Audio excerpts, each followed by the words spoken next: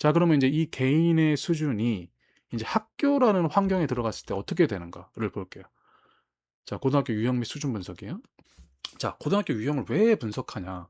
사실 이 단계를 대충 다루는 사람도 있어요. 대충 뭐, 자, 너는 이 학교니까 뭐 이런 거야. 뭐 특목 자사고니까 몇 점이면 이렇게 돼. 이렇게 생각할 수도 있는데 학생은 궁금하단 말이에요. 그러니까 사실은 궁금하다기보다는 걱정된다. 이거. 예를 들어 지금 이제 이 학생이 한국도 한국시에 있는 학생이지 않습니까? 근데 한국도 한국시에 있는 학생은 항상 걱정이 있어.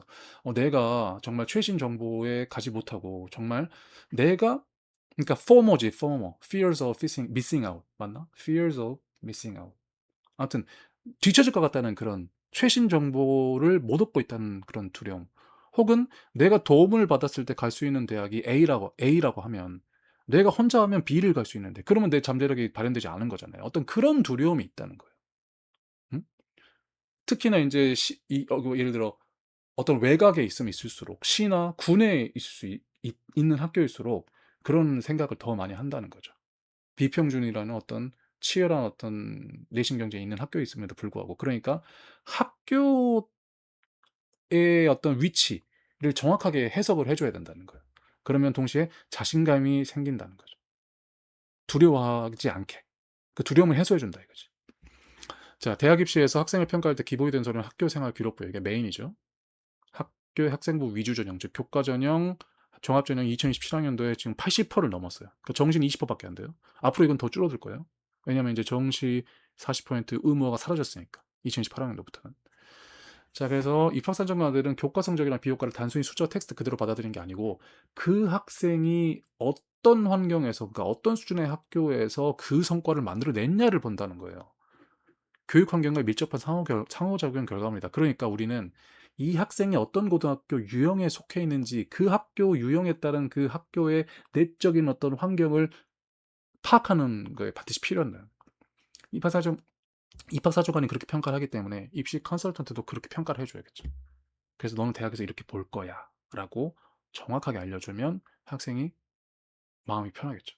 그리고 자신의 어떤 잠재력, 대학 대입에 있어서 실제 경쟁력까지 파악할 수 있으니까. 자, 그러니까 아무튼 결론적으로는 맥락적 평가다. 응? 나의 내신 등급이 갖는 실질적인 위력, 학교 생활의 경쟁력, 이거를 이제 이렇게 유형에서부터 판단해줘야 된다. 자, 이 학생이 재학 중에 한국 고등학교는 어디 있어요? 한국도 한국시에 위치한 공립고등학교예요.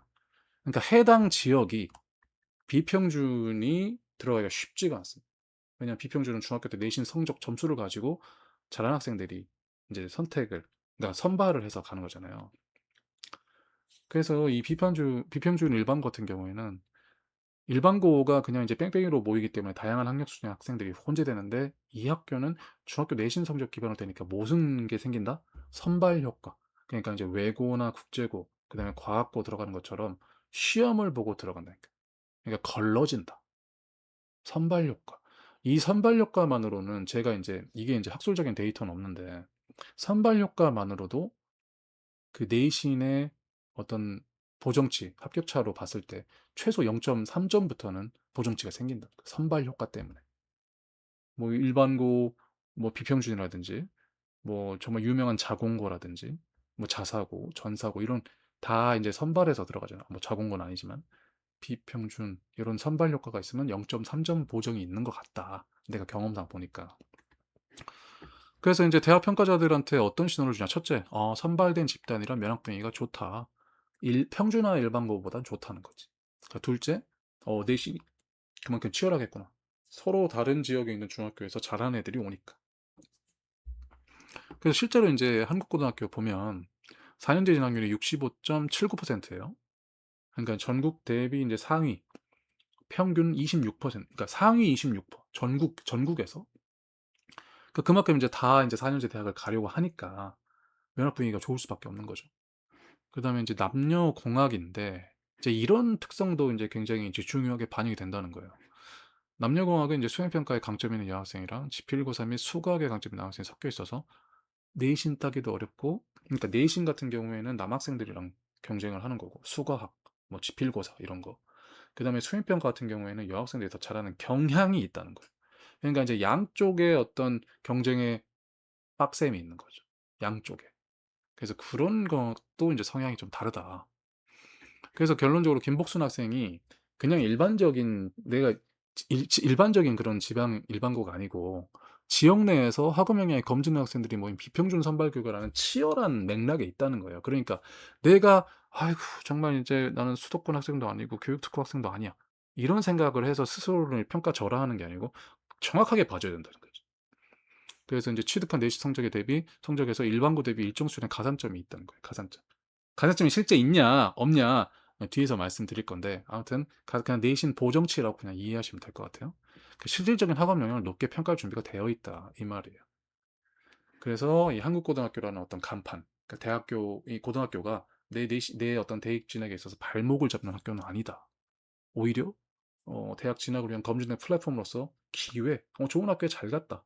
여기서 성적 잘 냈다. 대학에 봤을 때, 이 지역의 이 학교, 그러면 이 학교에서 상위권은 우수하다. 라는 그런 인식이 있다는 거예요. 그래서 이런 거를 먼저 유형 파악해서 체크를 해줘야 되고, 이제 명확히 유형을 구분했다면 이제 그 고등학교 수준을 파악을 해줘야 돼요. 수준. 정밀하게 수준을 파악을 해줘야지 이 학교 단위에서 나의 내신이 전국 단위에서 어떻게 내신이 되는가. 즉, 실질 경쟁력, 실질 내신을 판단할 수 있어야 되는 거죠. 이게 컨설턴트의 역할이거든요. 그래서 이게 있어야 입시 전략을 제대로 세울 수 있는 거예요. 학교 수준 분석이 단순하게 그냥 서열 따지자는 그런 1차원적 그게 아니고 입학 사정관이 지원자의 내신을 액면 그대로 안 본다니까요. 원점수 평균 표준 편차라는 통계적 맥락을 봐서 성적을 보정한다. 칼리브레이션 한다. 칼리브레이션 깎아내다 꺾다 이렇게 그걸 역추적하는 거예요. 이게 이제 표준 편차가 내년부터는 없어지는데 그래도 또 이런 역추적하는 그런 보정하는 과정이 있거든요. 제가 그거는 다른 영상에서 에이스 지표라고 이미 이제 명명해 놨는데 그거 혹시 영상 달아놓을 거예요. 링크. 한번 관심 있는 사람 보시면 될 것 같고. 자, 그래서 이제 그거가 지금 Z점수라는 거예요. 응? 원점수에서 학교 평균을 뺀 값을 표준 편차로 나눈 건데 이게 쉽게 아무튼 그 Z점수라는 게 있는데 요걸 통해서 이제 실제 평가한다는 거예요. 그러니까 Z점수가 뭐냐면 내가 이제 1등급이 이제 석차 9등급제에서는 4%밖에 안 되잖아요. 2등급은 11%까지고. 그래서 이제 4% 안에 들어야 되는데 내가 정말 2등급이야. 2등급인데 정말 4%가 아니고 5%라고. 2등급의 가장 상단. 그러면 이제 나는 내신 종합적으로 이제 단위수 곱해서 계산하면 2등급이니까 내신이 떨어질 거 아닙니까? 그만큼. 근데 Z점수로 판단하면 너가 정말 그 아까운 2등급이구나. 2등급의 최상단 2등급이구나. 라는 거를 다 파악을 할 수 있다니까요. 대학은 이제 그렇게 본다고요. 응? 그래서 걱정하지 말라 이거예요. 내가 아까운 2등급인데 대학은 모르겠지. 다 압니다. 그래서 Z점수로 판별을 해서 또 이제 너가 아까운 거 다 알고 있어. 그러니까 너 자신감을 가져야 돼. 이런 얘기를 해준다는 거예요. 이게 그냥 거짓된 위로가 아니고 팩트에 근거해서 팩트니까. 그래서 실력을 판단한다. 그래서 이 과정은 그래서 교내 성적 분포까지 같이 보는 거예요. 그러니까 내가 평균이 이 정도일 때 원점수가 몇 점이고 표준 편차가 어떻게 되는가 이런 거를 다 판단해서 한다. 그래서 이제 이 뭐냐 학교 수준을 판단하는 어떤 지표가 대외 입시 실적, 즉 이제 스카이, 뭐 의찬학수, 그 4년제 대학교 진학 실적 이거랑 그다음에 교내 성적 분포, 그 과목별로 평균 원점수 표준 편차 요걸 판단해서 숨겨진 통계적 가산점, 즉 보정치를 찾아낸다. 그래서 전국 단위의 실질 경쟁력을 추론한다. 이게 이제 이 고등학교 수준 분석에서 하는 거예요. 그래서 4년제 대학교 진학률이 이렇게 되고 뭐 과거부터 계속 그 정도로 되어 있고 근데 다만 이 학교 같은 경우에는 서울대 실적이나 의창학수 실적이 수년 동안 미미하다. 그러니까 수년 동안 서울대를 못 보내. 그러니까 즉 이 말은 이 학교에서 전교 1등을 해서 1.0, 뭐 1.5 안쪽에 내신을 맞아도 이게 대학에서는 정말 서울대급 인재라고 판단하지 않았다는 거지. 의창학수 정말 정말 가뭄에 콩나다 한 명, 두 명 나오니까. 그렇기 때문에 이 상위권에서는 이 학교의 후광을 받을 수는 없고 정말 최상위권 뭐 스카이 뭐 의창학수 여기서는 그래서 이 학교더라도 내가 정말 극단값이다 이상값이다라는 그런 개인이 압도적인 역량이 필요해요. 그 내신을 정말 111을 다 맞는다든지 비교과가 정말 수준 높다든지 이렇게 가져서 내가 그동안은 서울대를 못 갔던 1.0이야. 이 한국고등학교 1.0인데 이제 학교 빨이 아니더라도 개인이 더 잘한다는 걸 보여줘야 된다. 그런 어떤 포인트점, 전략적인 포인트를 찾아내는 거죠. 그래서 김복순 학생이 이제 교내 성적 분포를 보면은 이제 학력 양극화, 표준 편차의 변화가 드러난다. 1학년 1학기 수학 성적 보니까 원점수 78점에 평균 69점, 표준 편차 14.5다. 그러니까 평균이 꽤 높고, 그러니까 평균이 좀 시험이 쉬었다라고 볼 수 있는 거예요. 아, 시험이 쉬었다라고도 볼 수도 있고, 잘하는 학생들이 많았다라고도 볼 수도 있는 거지.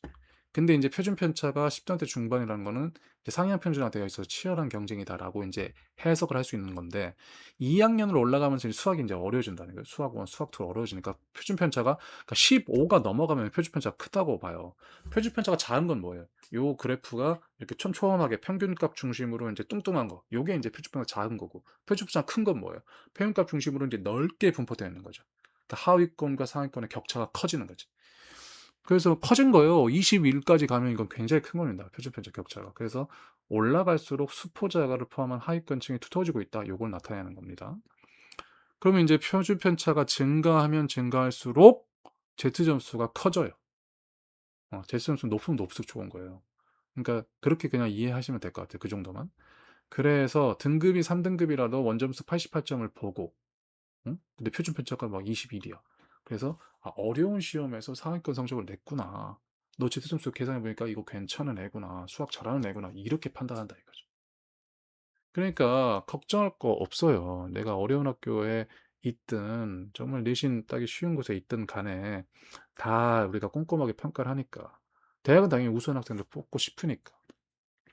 그래서 한국고등학교 상위권에서 중상위권 구간은 비평준화 지역의 우수성으로 인해서 일반고 대비 최대 0.3점의 어떤 내신 포인트가 있다. 이 말은 내가 2.5점을 맞았다면, 아니 2등급 선, 딱 2등급 선이에요. 딱 10% 선, 10%선 학생들을 우수하게 본다 이거예요. 그러니까 2등급이라면 이 최대 그러니까 1.9부터 1.8, 1.7 요 정도 선으로 평가될 가능성이 높다라는 거지. 학교 수준 때문에.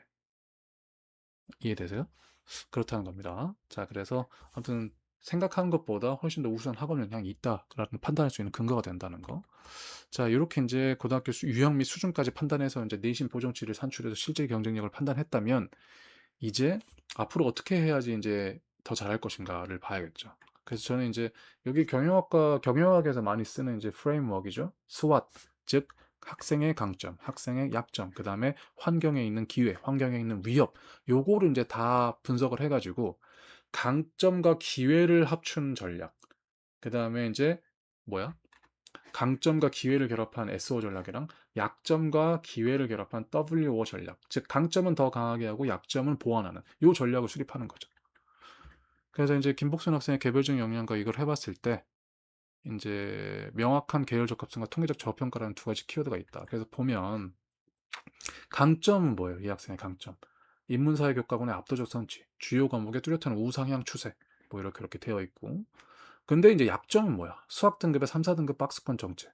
근데 모의고사 성적, 수능 최저를 맞춰야 되는데 모의고사 성적도 불안정하다. 국어 3, 수학 4, 내신 1등급에서 현저하게 낮다. 그래서 상위권 어떤 예를 들어 이화여대 3합 6 이런 수능 최저 미충족을 걱정해야 되는 환경이다. 이게 이제 약점이죠.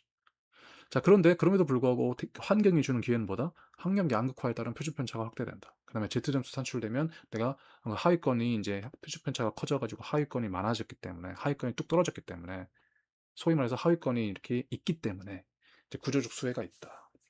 그걸 이제 표준 편차의 마법이라고 부른다. 그럼 근데 이제 그럼에도 불구하고 이 학교 환경이 주는 위협은 뭐다?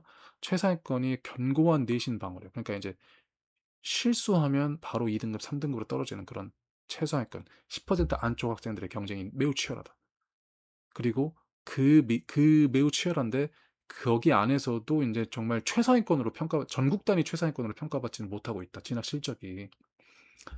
그래서 고교 블라인드 평가 시 타 고교 대비 확실한 우위를 장담하기가 어렵다. 왜냐하면 고교의 하이라키가 10개가 되는데 그중에서 비평준 일반고는 밑에서 두 번째거든요. 그냥 평균 일반고보다 좋은 수준이지 다른 고등학교에 경쟁력이 있다라고는 확신할 수가 없기 때문에. 그래서 이렇게 이제 강점, 약점, 기회, 위협을 다 분석을 한 다음에 요걸 전략을 뽑는 거예요. 첫째, 강점과 기회를 결합한 전략은 인문계열 1티어를 굳혀야 된다. 등급보다 훨씬 좋은 원점수와 표준 편차가 큰 학교다. 그러니까 이 지금 2학년 때 88점을 3등급 받은 게 일반계의 그냥 고등학교 약점인데 한국 고등학교는 표준 편차가 21이나 되기 때문에 강점이다. 그래서 이 종합정원 지원 시 내신 등급 위축되지 말고 높은 원점수와 Z점수 근거로 상위권 대에 과감하게 진학하는 지원하는 전략. 이게 이제 첫 번째 전략이고, 두 번째 전략은 약점과 기회를 결합해서 방어 전략을 한다. 정성평가로 방어를 해야 된다는 거지. 어디 약한데 수학 3, 4등급 있는 거를 숫자로만 극복하는 것도 당연히 해야 되는데, 이거 교육과정 안에서 전공 적합성으로 포장을 해서 확률과 통계 안에서의 사회현상 분석이나 데이터 총계 처리 이런 어떤 심화 연구를 통해서 수학 시험 4등급이지만 통계적 활용 능력과 탁월함을 함으로써 정성적으로 방어해야 된다. qualitative defense 이렇게 해줘야 된다는 거지. 근데 이제 이것도 사실은 이제 리스크가 있는 게 내신이 너무 낮은데 정산평가 그 보고서나 이런 게 너무 수준이 높다. 이러면 또 이제 이게 매치가 안 돼요. 매치가 안 돼서 이거 진짜 했을까라는 의심이 들거든요. 입학사정관 입장에서. 그래서 요게 선을 좀 적절하게 만들어야 돼. 적절하게. 지금 이제 그나마 내가 인제 수학 선수 원점수가 높고 표준 편차가 크기 때문에 제 수점수 빨로 인제 수학을 3 혹은 2 까지 인제 우수한 학생으로 평가를 할 수 있는 그게 있다는 건데, 실제로 그렇다는 말은 아니죠. 실제 그 와중에 2 등급은 있으니까. 그래서 그거를 인제 디펜스 하는 건데, 너무 또 완전 무슨 뭐 너무 높은 누가 해준 것 같은 그런 걸로 하면 안 된다는 거.